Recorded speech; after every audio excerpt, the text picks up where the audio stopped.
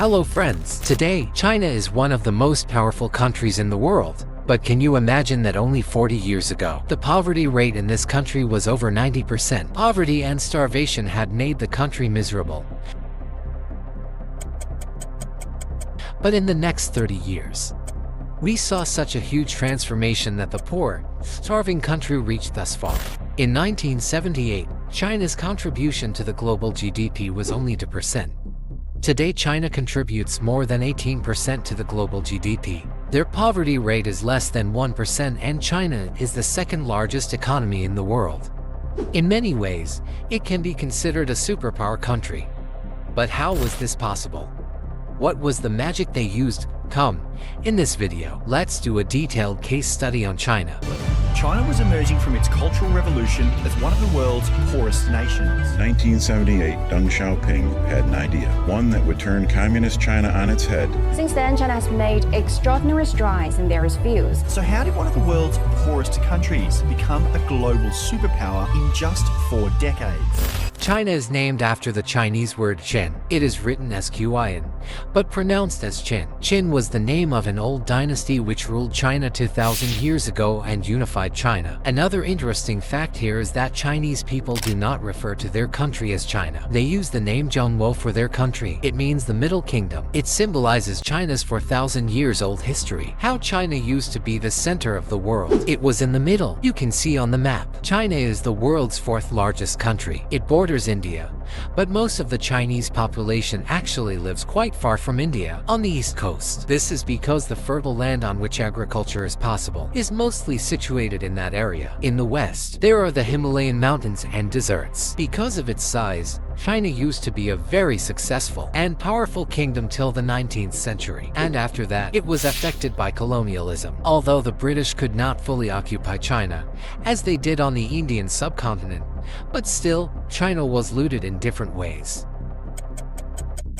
This is the reason why the period from 1839 to 1949 is remembered as the century of humiliation by the Chinese. It starts in 1839 when the British East India Company began exporting opium to China. Opium is a drug to which many Chinese people got heavily addicted, and the entire Chinese society was destroyed. Don't confuse it with the Qin dynasty, the root of the name China. That Qin dynasty is 2,000 years old. This was the Qianji dynasty. The other was the Qian dynasty.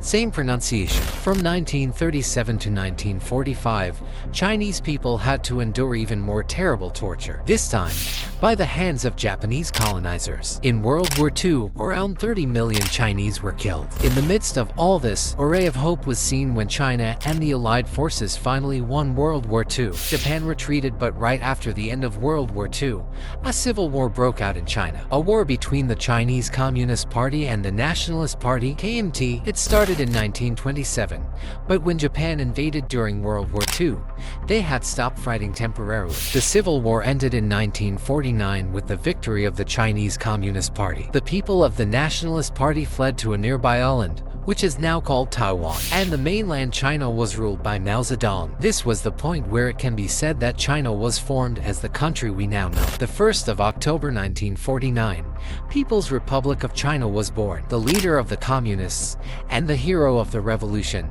is Mao Zedong. In 1958, Mao launched the Great Leap Forward campaign. Its aim was to bring economic and social transformation to the country. There were 2 main policies in this. First, to take the land from the landowners and distribute it among the farmers. Land redistribution. Thereafter, collectivizing agriculture. Agricultural cooperatives were made so that more farmers could work on the same land, but ultimately, the ownership of the land was in the hands of the government. Second, industrialization.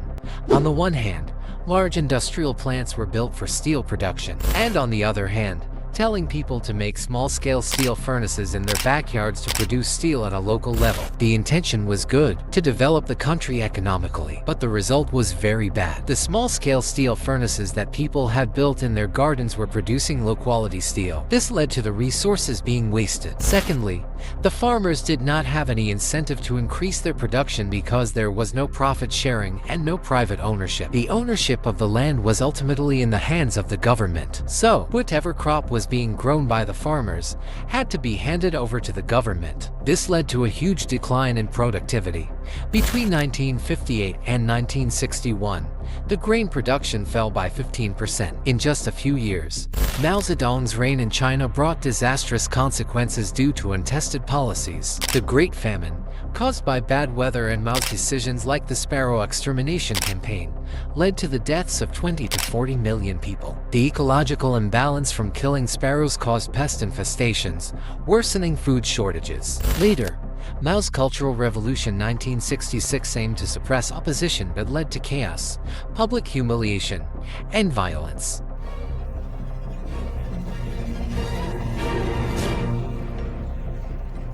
Schools shut down, cultural artifacts were destroyed, and millions suffered. By the time Mao died in 1976, China's condition remained dire.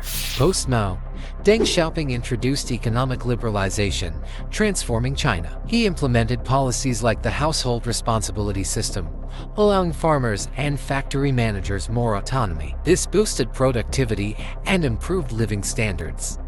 Education and healthcare saw significant investments, raising literacy rates and life quality. Deng also introduced special economic zones (SEZ), attracting foreign investment and turning cities like Shenzhen into global economic hubs. Between 1978 to 1984, agriculture grew at 7.4% annually, and grain production doubled. For now, if you like this video and subscribe this channel. And I'll see you in the next video. Thank you very much.